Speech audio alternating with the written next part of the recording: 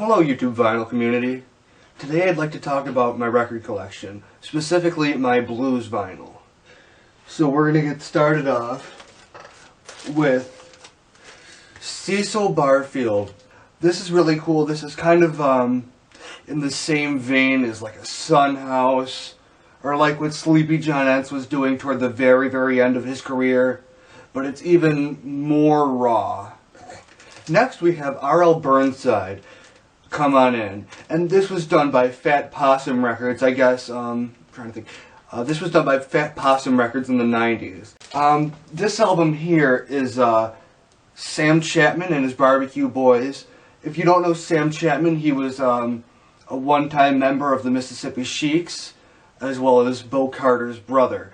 So this is like very like 1930s style country blues.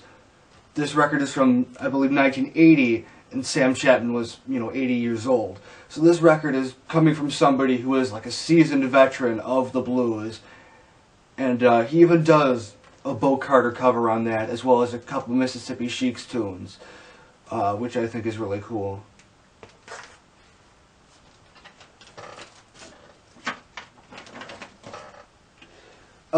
This is a Hot Tuna album called Splashdown, and this is really cool because, it's clear vinyl, but also because they do Blind Blake and Blind Willie Battelle songs, as well as some originals. So this is just a really cool album.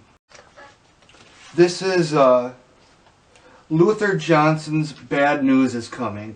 This is sort of like a 70s electric blues, really heavy, really badass sounding, and he does like a lot of songs originally done by Howlin' Wolf and Elmore James, so that's really cool. Next up we have one of my personal favorite records. This is J.B. Lenore's Alabama Blues, and what's really cool about this record is, it was done in like 1965. J.B. Lenore takes kind of the political and cultural feeling at the time and puts it into blues records. These are almost protest songs, in the same way that, Bob Dylan or Country Joe would do them.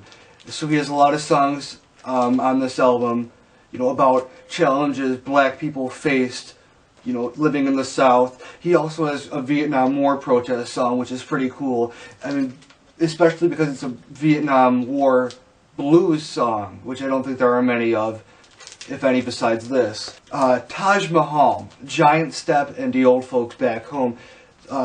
This record is really cool because Giant Step is, like an electric modern blues record.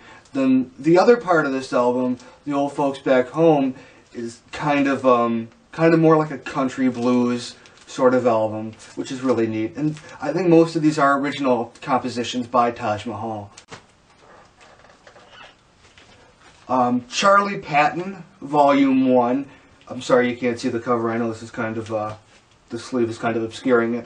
But these were actually put out by Jack White's record company, Third Man Records. And there's a whole series of them, and they go through the whole Charlie Patton discography in chronological order, which is really neat. Next up, we have Muddy Waters, After the Rain. This one is also clear vinyl. This album is, it's kind of got a psychedelic rock feel to it. This was done in 1969, I believe, but it doesn't have as much of a psychedelic rock feel as his previous album, which is Electric Mud. I think that if you took away Muddy's vocals and just listened to the guitar, you would think it was Hendrix or something. It's got that kind of sound to it. Very distorted electric guitar, fuzzed out bass, and this is like a really cool way to hear Muddy Waters do a lot of his classic tunes like Manish Boy and I Just Want to Make Love to You. Muddy Waters again. We have Unk and Funk, which is just a really nice piece of Chicago blues from the mid-70s. It doesn't have the same psychedelic tones as the first two I showed you, but it definitely sounds more modern than, say, the stuff he was doing in the late 40s, early 50s. This is Muddy Waters, I Can't Be Satisfied. This is a compilation that encompasses most of his earlier recordings, things like I Can't Be Satisfied, Walkin' Blues, Train Fare Home, all the stuff he did, you know, late 40s, early 50s. This album is Sonny Boy Williamson, One Way Out. And the really cool thing about this record is the people he has backing him up. People like Robert Lakewood Jr., who was Robert Johnson's stepson. I believe he also has Muddy Waters and even Jimmy Reed backing him up. So this is a really cool album. And this is, you know, more electric Chicago blues. And this was put out by Chess. Johnny Winter, Guitar Slinger. This is a great electric blues rock album. Howlin' Wolf, Message to the Young. To be honest, I'm actually not that into the album. This was kind of Chess's attempt, you know, Chess Records, to make Howlin' Wolf more accessible to the young generation. So this is basically Howlin' Wolf singing, you know, a bunch of kind of meh kind of rock songs that don't really suit his voice too well, I think. Next up we have some compilations. Legends of the Blues Volume 1. Unfortunately, Volume 2 wasn't released on vinyl, it was only released on CD. But this basically goes from like Bessie Smith, which is like 1927, all the way to Son House in 1965, and every little thing in between. So this is a really cool thing, and it goes in chronological order, like which is really cool. This is another compilation, The Blues Are Back.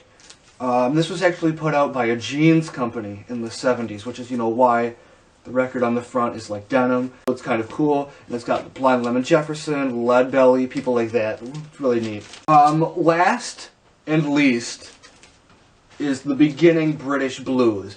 This record tries to sell you with names like Jeff Beck, Jimmy Page, Eric Clapton, but it's just not a good record. Most of these are just kind of average instrumental blues songs.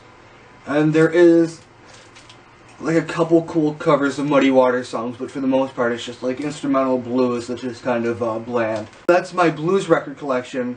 I'll be posting more videos of the other genres in my record collection periodically, so thanks.